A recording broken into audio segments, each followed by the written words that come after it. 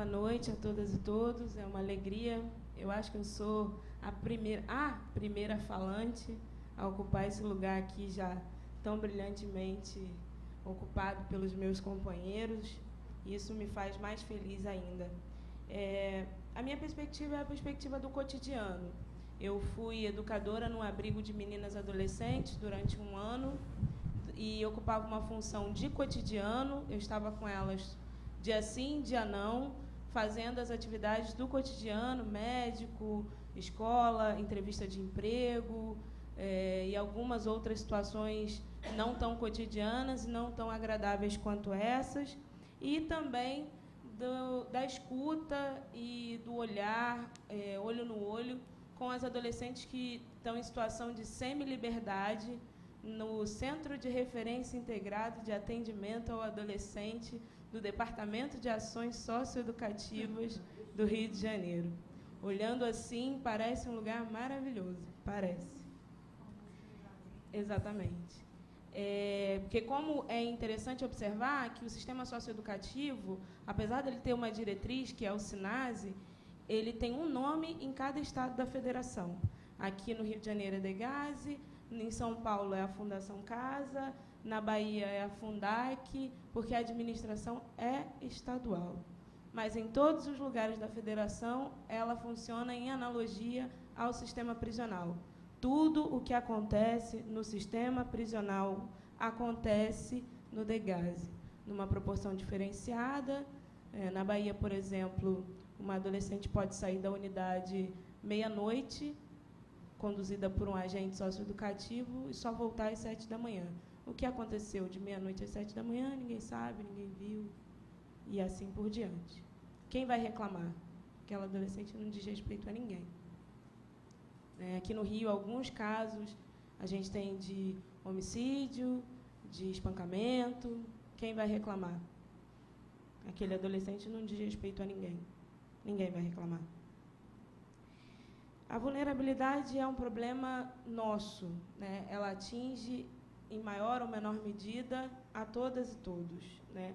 Cada um de nós está mais ou menos vulnerável de alguma maneira. A mídia de massa tenta nos fazer acreditar que um lado da cidade está muito vulnerável e outro lado da cidade está menos vulnerável. Essa semana, a gente viveu o assassinato do ciclista na Lagoa, um médico de aproximadamente 50 anos, e isso foi algo terrível que nos abateu enquanto cidade. O aspecto relevante de ser observado aí é que, uma semana antes, 24 pessoas foram assassinadas numa comunidade no Rio de Janeiro e os corpos foram removidos num ônibus. E nós não conversamos tanto, talvez pelo dado paralelo que a Sueli trouxe aqui, falando dos adolescentes em conflito com a lei e do Justin Bieber, quanto conversamos já, e vamos ainda conversar, a respeito da morte do ciclista.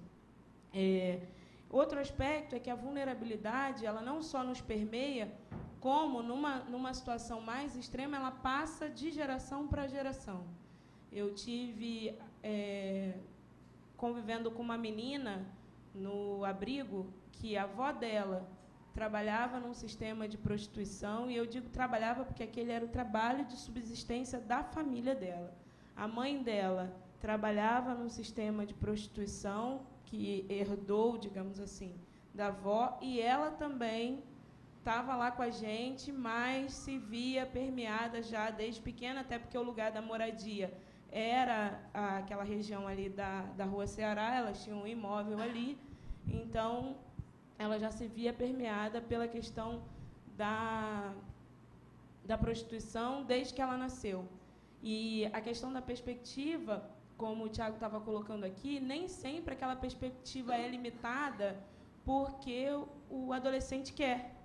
Ela é limitada porque foi a única coisa que aquela adolescente, ou aquele adolescente, ou aquela criança recebeu durante toda a sua existência. E o sistema de valor, não porque ele tenha valor moral para nós, né, pessoas de, abre aspas, boa educação, porque ele ganha valor porque é o sistema de subsistência daquela família, é a tradição daquele lugar. E a história dessa adolescente deixa isso muito nítido. não tinha como invalidar em algumas conversas a questão da prostituição ou dizer que era algo ruim, porque foi normalizado cedo demais. Bem como aqui no Rio e em outros lugares, talvez, no país, a violência armada ela é normalizada. Bem como para nós é normalizado ir à escola, bem como para nós é normalizado tomar alguns banhos por dia, bem como para nós é normalizado escovar os dentes todas as vezes após a refeição e ao acordar. Esse valor ele é muito pertinente porque ele é absorvido muito cedo. Então, mesmo que para nós ele não faça nenhum sentido, para aquele adolescente, para aquela criança, faz sim todo sentido. Eu me lembro uma vez, eu trabalhava ali perto da Rocinha e nós fomos almoçar. Eu já compartilhei essa história. E um menino desceu, e antes da pacificação, tinha uns becos, né? E cada beco era um ponto de venda de drogas. Cada beco, sistematicamente. E um menininho de mais ou menos uns 4 anos desceu, e aí ele parou num daqueles pontos, e um jovem, né, devia ter lá seus 20 e poucos anos, estava trabalhando ali, e alguns podem dizer, não, isso não é trabalho. É sim, é o trabalho que se apresenta. É terrível que seja, mas é o trabalho que se apresenta.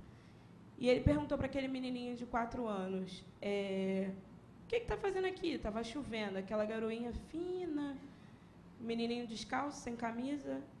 Já comeu? Isso deve ter durado, essa cena toda deve ter durado uns 45 segundos. Mas eu fui repartindo ela ao longo desse tempo, porque ela, para mim, é muito significativa. Aí o menininho fez com a cabeça que não, e aí aquele rapaz falou assim, toma aqui, vai ali, pega um lanche para você. Naquele momento, o cara significou, cara.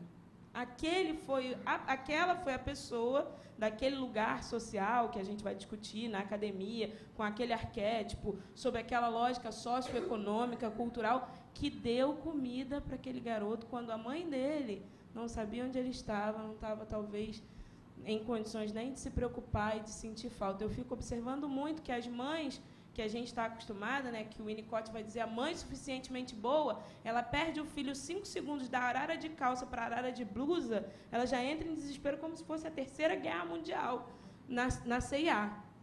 Algumas mães, num contexto de vulnerabilidade, uma vizinha, alguns anos atrás, ela procurava o filho, que tinha sumido já umas 12 horas, como quem procura um papel. Sabe quando você anota um telefone num papel e você precisa do telefone? Você pode achar em outro lugar, pode entrar num site, pode fazer alguma coisa, mas você fica assim, poxa, mas onde eu botei? E todas as mães que ajudavam ela a procurar em estado de desespero, e ela assim, onde que ele foi? Ele saiu? Não sei. Mas, fulana, para a irmã mais velha, você não viu ele sair?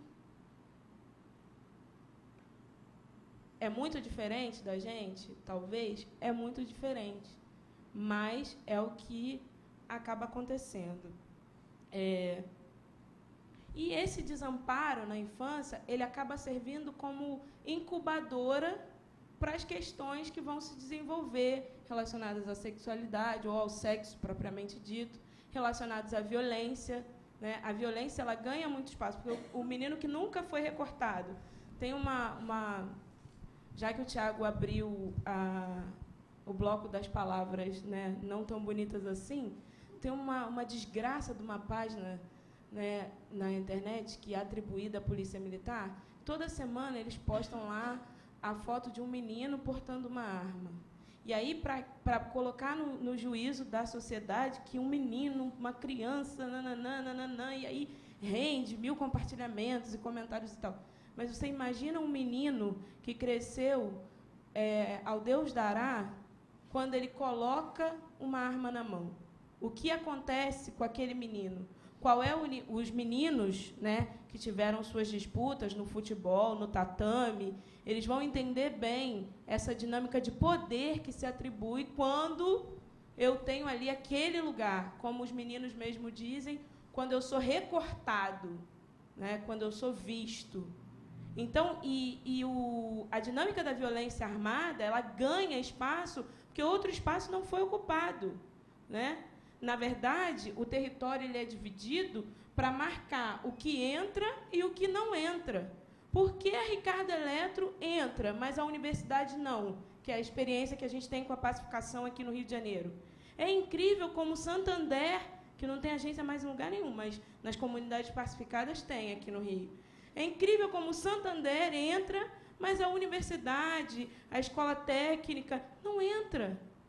Então, é um território demarcado também para dizer que acessos vão acontecer ou não vão acontecer. E esses acessos não são discutidos pelas pessoas que lá estão. Elas não são consultadas, como se não fossem pessoas. Como elas são vulneráveis, alguém vai pensar uma solução e vai dizer, essa aqui é a solução que nós vamos construir para vocês, ótimo, fiquem felizes com isso. Vocês poderão comprar eletrodoméstico e abrir conta num banco que ninguém quer mais.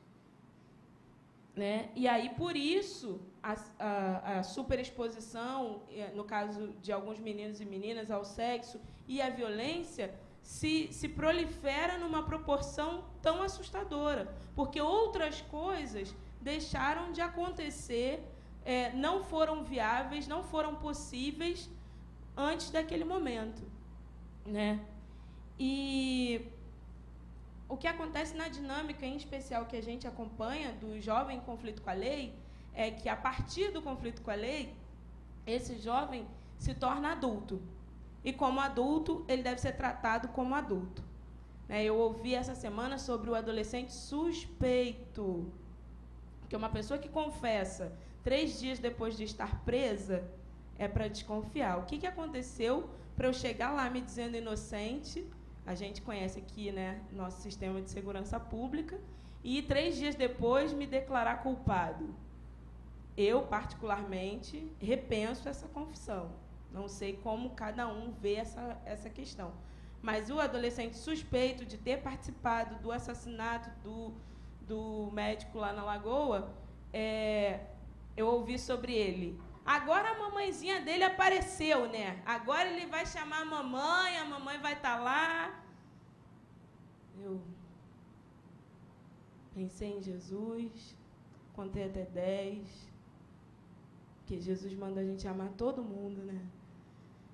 E aí disse assim, não, a mãe dele foi chamada pelo Estado, porque ele não é responsabilidade dele enquanto menor de idade, ele é responsabilidade da família, da sociedade e, em terceira instância, do Estado. Então, a mãe dele foi chamada. Provavelmente, não sei se ela foi lá voluntariamente. Em alguns casos, a gente percebe que isso não acontece.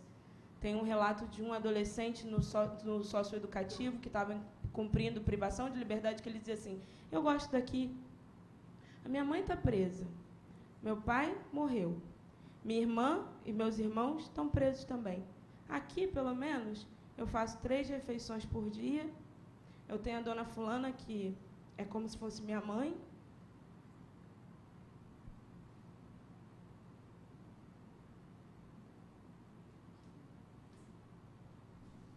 e o seu fulano, que é como se fosse meu pai.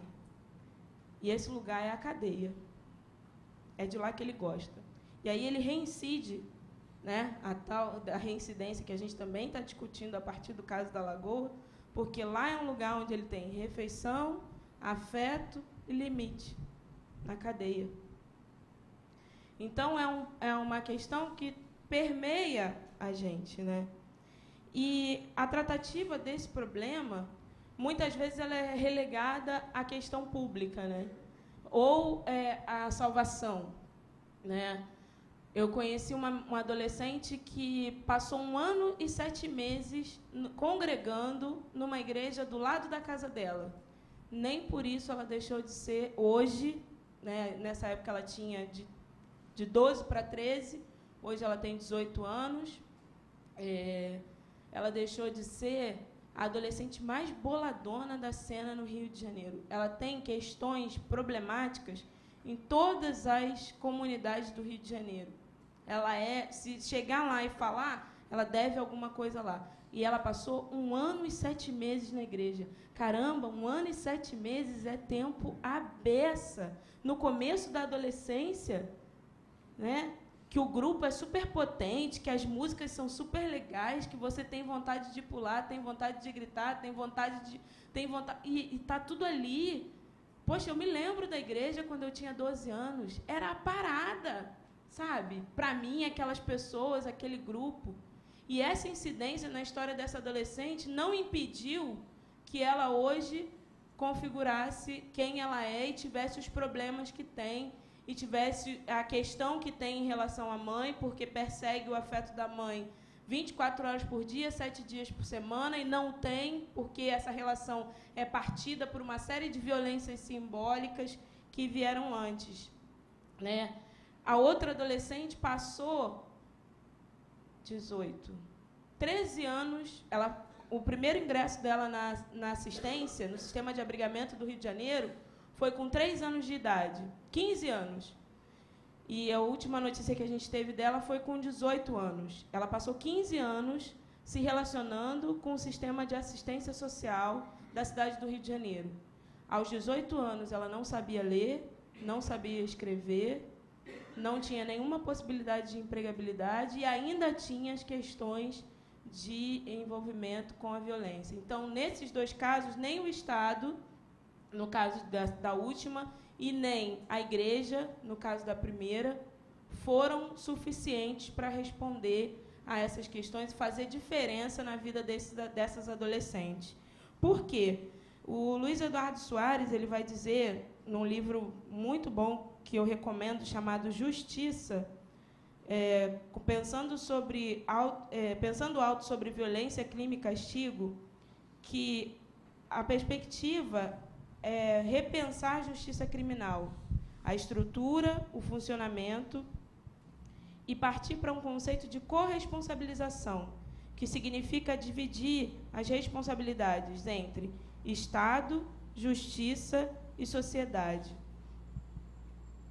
Como a experiência do Tiago prova, a escola precisa de ajuda, né? A escola tem um número enorme de adolescentes, cada um com a sua demanda, cada um com a sua dificuldade, cada um com seus entraves, inseridos em lugares que têm também muitas questões vulneráveis. Então, ela somente não vai dar conta de ter bons resultados, até porque se em casa, às vezes, 2 adultos não conseguem um bom resultado diante de um adolescente, que dirá a escola com 1.200, 300, 400, 250 crianças e adolescentes. A igreja pode participar não só do ponto de vista prosélito, porque o ponto de vista prosélito, em alguma instância, ele também é importante, porque ele é um momento de valorização, mas ele sozinho não vai dar conta disso, né? Então, a igreja precisa participar, em especial, no sistema socioeducativo e na escola, e nas outras instâncias que envolvem, nos outros órgãos que envolvem crianças e adolescentes, no posto de saúde que seja, como controle social, porque a minha, a sua, a nossa presença lá é um olhar a mais que vai dizer que coisas estão acontecendo e que coisas não estão acontecendo, né? Que vai poder compor aquele lugar como lugar de potência do adolescente, como lugar de potência da criança e valorizar essa ação.